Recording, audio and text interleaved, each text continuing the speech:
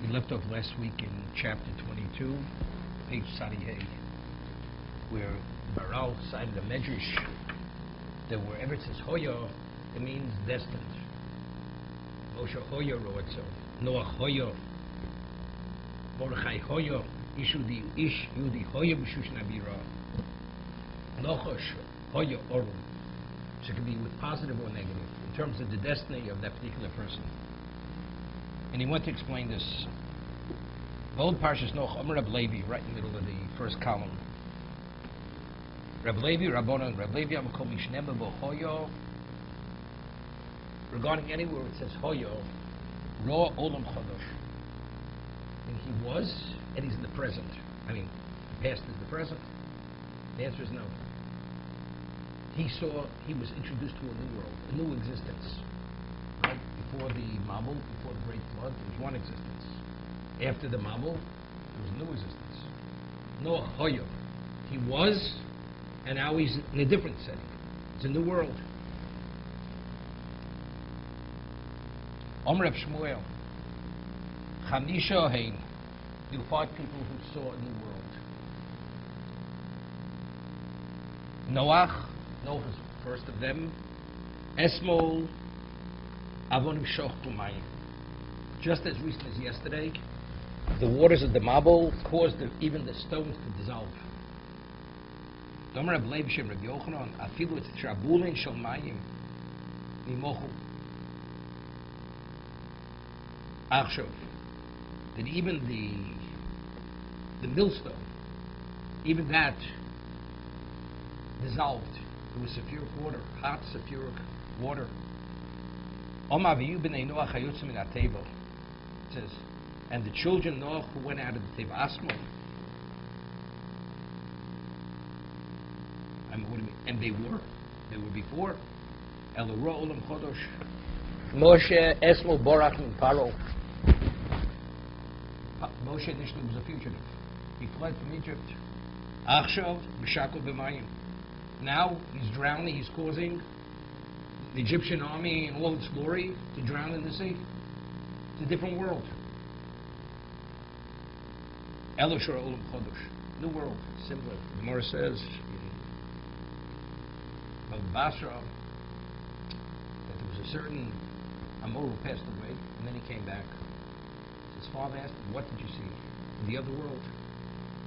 He says, "Olam Hofot." What do you see? I saw an upside down world.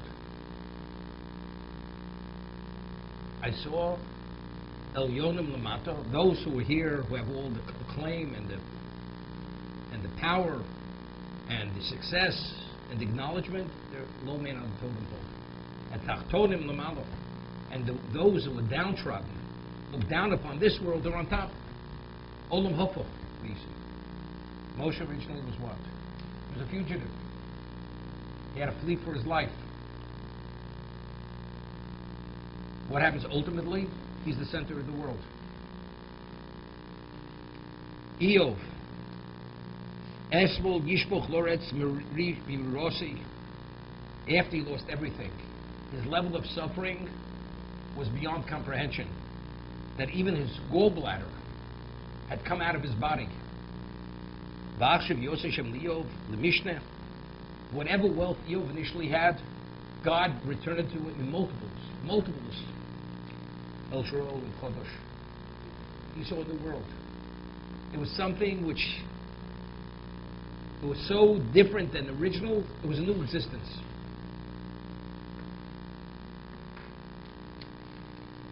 It's interesting.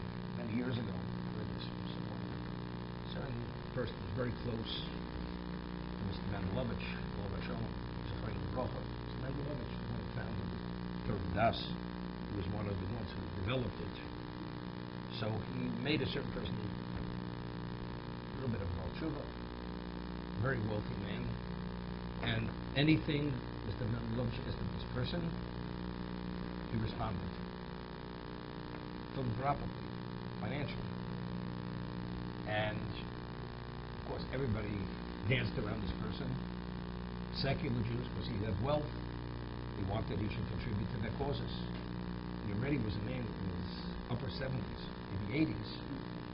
So the executive director of Gevruras said to him, "What is your soul? Let me think if there's a soul. Let me go with you." Before that, the TJ took him, Bonds took him, Shari Tzedek took him. They showed him the sights. So this rabbi takes him. Rabbi Brown, he was executive director of Gevruras, and he takes him. He must have been there minimally 40 times until that last time. It's less tricky to meet Israel. He says, "This Israel I saw, I never saw this Israel. Never saw it." He took him to the Kosovo, took him to Gevruras, took him different places. Wasn't a historical, archaeological type of experience. It was a different world. He saw a different world. Olam Chodosh, he was there. Eov, before and afterwards, it was Olam Chodosh. You know, sometimes a person can be so steeped in suffering, you can't believe that it could change. And not only does it change, it's multiples of the original wealth he had. Olam Chodosh. Mordechai. Initially, Mordechai was destined to be hanged in the gallows, right? He built this gallows for him. Haman. Now he's hanging those who wanted to hang him. New world. He becomes the viceroy of the Persian Empire. Rabban Amri kol mishne babo hoyo zon mefarnis. Dichsi vato kakluko yos chalkel yosef esoviv. Moshe zon mefarnis Yisrael borim shano. Moshe, he sustained and supported Klausel for 40 years. He was the leader. Bamidbar, Biov, Imochalti, Piti, Levadi. Eov said that I eat my bread by myself. He sustained others. Mordechai zon of Pires, he was the leader. He provided for others. Adkan. Hine Edu Chachomim. These other opinions from the Medrash. Biaru Od Mila Soy Beponim Acherim. They interpret the Hoyo in a different context. Before it initially was interpreted destined. You were destined to be A, B, C, D, or whatever it may be. To be the Goel, to be the this or be the that. There's each one says something else. Hoya means they saw multiple worlds. They were at one point, now they're like they saw a new world. The other one says the one who sustained, who was a sustainer, who provided, who was a provider. The Rabbanon ksiv hoyo ki loshen hoya mashma loshen over b'kedima. What is hoya? It was something in the past. V'kashu zonu farnes hu kodem la'acher. This is something phenomenal. Why does a person have the ability and the capacity to support someone else? You can't support another unless you have. So you have to be in a certain position to provide. So Hoya means because you are who you are, and you have the means, and you have the interest, therefore you could provide for the needy, for the one who doesn't have. So the connotation Hoya, because always the one who supports and sustains, he was in a position before to be able to do what he does afterwards. Who kodem la'achsher, who siba so acher. He's the cause of satisfying the other person's need. So how can I satisfy your need if I don't yet have? It's because I have. Before, I'm able to provide and sustain now. So because through him, the other person is sustained and supported. Whenever the term is hoyo, we say something in the past. It means it proceeded. Proceeded in time, or proceeded, he was there and had the means, therefore he's able. They both mean the same thing. They both refer to something that happened before. The past is before, and the ability to sustain, to support is because you had something from before, therefore you're able to do something in the future. We say he lived before him. What does it mean before? Hoyo. He was before.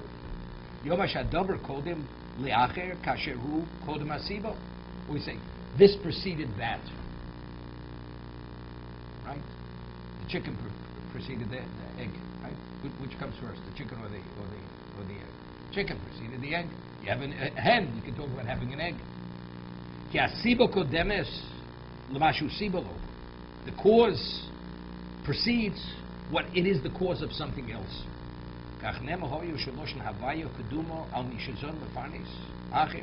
Therefore it says Hoya regarding someone who's the sustainer and provides for someone else. He preceded the one who was the recipient and the beneficiary of the support. He says, why am I speaking so lengthily on the word Hoya? Seemingly, he's reiterating, he's spending a lot of time on this. Because if you fully grasp what I'm saying, he says, it contains with it phenomenal concepts. He says, but I can't explain it too extensively. Meaning that there's certain things which are part of the concealed Torah, therefore he's not at liberty to explain it. What is it? Hashem is Hoya, that's what he must be touched with. Hashem is infinite. Hashem is Hoya. Yud gave up the Hoya, Hoya V'yir. He preceded, therefore he's the present, he's the future.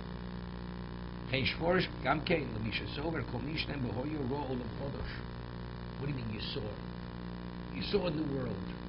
But if it's the same world, what do you mean? It's a new world. No. I saw Hoya, I was in the past in a different setting. Now I'm in another setting. Anything which comes into being is something new. As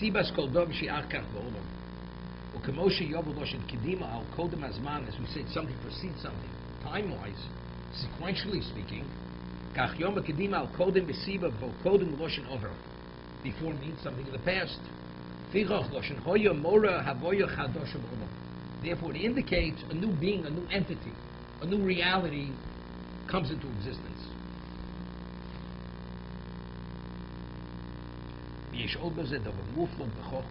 Something, in addition, what lies in the word Hoyo, which is profound regarding wisdom. Chochma. A person who sustains and provides for another person. The person has an exalted status. Exalted status. Because someone else is dependent upon you. HaKadosh Baruch put you in a position to provide for another, and you chose to act on that ability. You're in an exalted position because the second person depends on you. We'll talk about this in a moment. Something which is new, didn't exist before, is also something special, something unique, something exalted, something advanced. I'll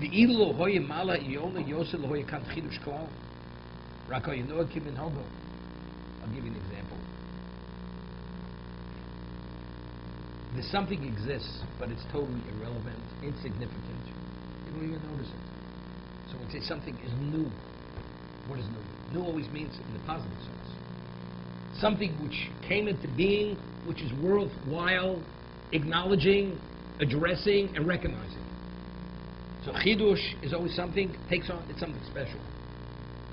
Although you see things which people introduce a level of insanity which is unheard of, not to be believed. And so that's not chodesh. That's not Olam Chodesh. All the examples of Olam Chodesh we spoke about was something, originally Mordechai was meant to be hanged. He became the viceroy. He hanged those who were going to hang him. So that's in the positive. The world corrected itself. It was a positive correction. Moshe Rabbeinu, Noach. Something which is chidush is based on an exalted level. Something which is exceptional, of course, takes precedence. To something which is not as special. You're first. You were first.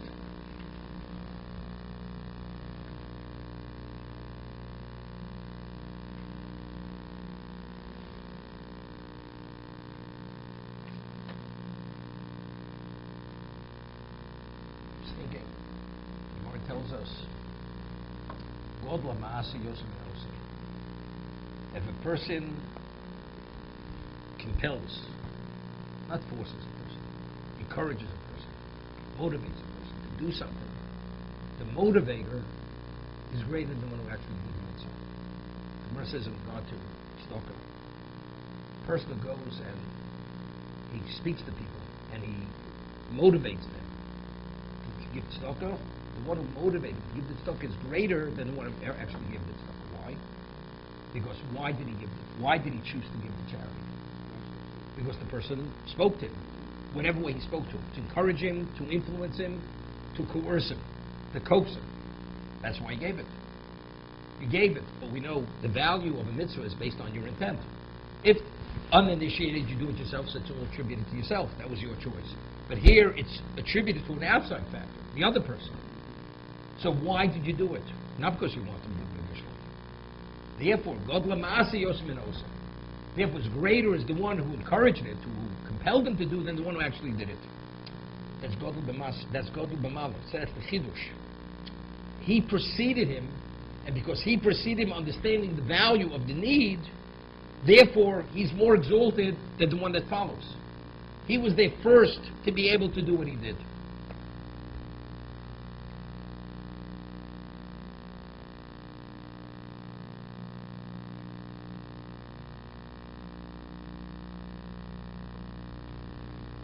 There's a Rameir Simcha.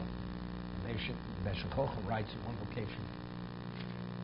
So many years ago, he cites a Chazal, that the Chazal referred to Avram Avinu as Novon, and as Yitzchak, Yaakov, and Moshe as Chachomim. What's the difference between a Novon and a Chacham? A Novon is Meivid Dov Mitov Dover. A Chacham means a person is a knowledgeable person. Chacham is knowledge. Novon, Bina, is Meivid Dov Dov. You understand something, but on the level that you understand, you're actually able to extract from it to understand other things because of what you understand. Chacham is, I have wisdom. You can ask me a question, I can respond. Knowledge. As he says, Avram Avinu was born into a pagan world. Kodesh Baruch was Elokei Hashemayim. God was an unknown entity in existence. Avram Avinu had a question. He saw an existence. As it says, he looked at a citadel, a functioning citadel, an illuminated citadel. And he asked the question. What was the question he asked? Mi balabiro. Who's the master of this universe? He says there has to be a master. And he wasn't satisfied with the questions. So because of his delving and his questioning and his analyzing, his analytical ability, he came upon Hashem. Why did Yitzchak believe in God? Why did Yaakov believe in Hashem? Because Avram already introduced God to existence. So relatively speaking, they're like Chachomim. They are the Chacham. Meaning, I received. Now that I understand, now I can go further. But they wouldn't have come upon it themselves. Even Moshe Rabbeinu. Moshe Rabbeinu took it to another level. Yaakov was the Mufti Shabavos. He was the most special of the patriarchs. But he couldn't become more special unless he would have let through the front door. Who opened the door? That was Avram Avinu. Avram opened the door. He introduced God to existence. So now you can appreciate. It says, although we say Elokei Avram, Elokei Yitzchak, Elokei Yaakov, what it says, Vayei Brocha. So Rashi cites Chazal, originally Blechlich on the outside. Right, I will make you A, B, C. So Rashi cites the Medrash. They're going to say Elokei Avram in the Shemon Esrei, the Amidah. When you say Elokei Yitzchak, Elokei Yaakov, maybe you'll think they'll conclude the first bracha of the Shemon Esrei by saying, mentioning the name of all three of the Avos HaKadosh. No, they will conclude Vayei Mogen Avraham. Why Mogen Avraham? The answer is because if not for Avraham, there would have been a Yitzchak, there would have been a Yaakov. Because Avram is the Novo, they're only the Chachomim, relatively speaking, because they would have come upon what Avram came upon. So who is Hoyo? Who preceded in the true sense?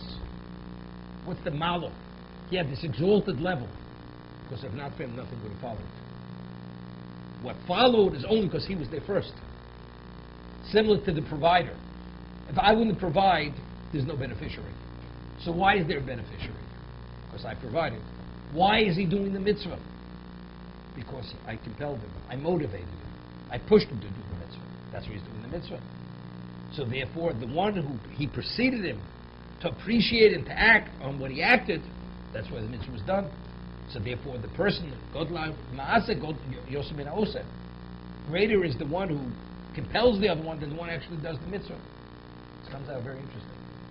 Person works day and night, has tremendous wealth. The other person sits and is committed to avodas Hashem. He's not involved in the material. And he goes and he meets this wealthy person, who dedicated his life to make his fortune, and he convinces him to support Torah, to give an enormous amount of money to Torah. Who gets greater credit? The one who actually gives the money, the one who made the money, or the one who compelled him to give the money? The one who gave him the money. So that person has the best of both worlds. Firstly, he wasn't involved in the material, and the actual support of Torah, although it's not his money, but if not for him, it wouldn't have been given. So his credit is greater than the one who actually gave it. Okay?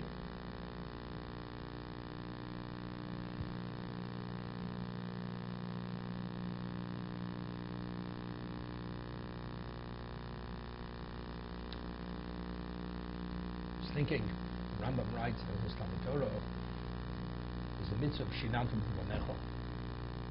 Mitzvah say, you must teach the Talmidim. The Rambam says, Kol Chochem Chayiv L'Lamed Es HaTalmidim. The person who's a Chochem means he has Chochmas HaTorah, he has to teach Talmidim. Now, so why is the Talmud taught? Because there's a Chochem, you teach him. It comes out at the end. So the Chochem also has that special level. He had to have that knowledge base to teach. So he's Kodim Mimalo. Because he has this special level of capability, therefore he's able to teach. He can impart his Torah to the student, to the Talmud.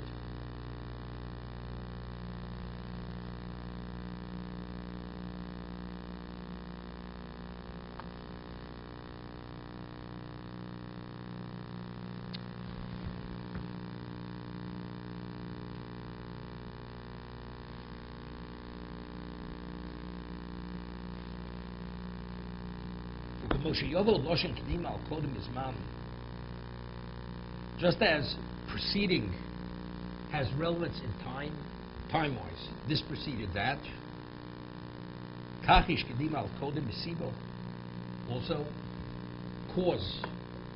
There's the cause and there's the effect. The cause had to precede the effect, correct? Kodim means in the past. Mora Havaya Chadosh B'Olam. V'yesh od b'zeh davar muftal b'chochem ki azon faris yesh lo ma'al elyono. He said, "Ma she'achen nitlabo." He says, "Chei kol chidush hu mima'al elyono yosef v'ilu lo hoye ma'al elyono yosef lo hoye kam chidush klal." Okay, he said that. Fichoch. Kol chidush hu ma'al elyono chol shu elyon b'malu kodim l'Hashem. Next post. Next chazal. V'yenahig es hatzon achar hamidbar. It says, Moshe, when he shepherded the sheep, he took them beyond the desert. Where did he take them? Near Har Sinai. Har Chorev. He took them to Mount Chorev. This is where Moshe Rabbeinu saw the burning bush. Right? He saw something unusual. The bush is burning. It's not consumed by the fire. Right? Sneh is boer, and it's not consumed. Omer Rabbi Yeshua, Lomo Yerodi Flamimbo. What did Moshe take the flock into the desert? Why? It says he went Achar HaMidbar. He was drawn into the desert. I mean, the reason it says why did he go there was the grazing lands were owners. He didn't want the sheep to graze in somebody else's pasture. It's stealing. You mean there are no other ownerless pasture lands? He had to go into the desert. What is special about the desert? Lefi sharo Yisrael nis'alu min HaMidbar. Moshe Rabbeinu was a Navi. He had Ruach HaKodesh, definitely. He was divinely inspired. He saw that the desert, through the desert, Klal Yisrael will be elevated. He doesn't yet know. He knows he's special. When he was born, he was special, right? When Baspar opened the basket, she saw Nar Bocher. When he was born, his parents' home were illuminated. He knew he was special. When the Egyptian was beating the Jew, it says he looked, Cho v'cho, He looked into the past and the future. He had no descendants that he's worthwhile leaving alive, and he killed them. So you see, he was able to look into the future, Moshe Rabbeinu, even at that point, before he killed the Egyptian. And how did he kill him? He didn't physically strike him. He said the Shem Hashem, and he died. So he saw that in the desert is the location closer to Minasabu. They're going to be elevated. Shenemar, Mizos Oda Minamidbar, who will be elevated in the desert? We became a nation in the desert. Hashem took us on Har Sinai. So it was a desert. Shadem Midbar, Mons Slov.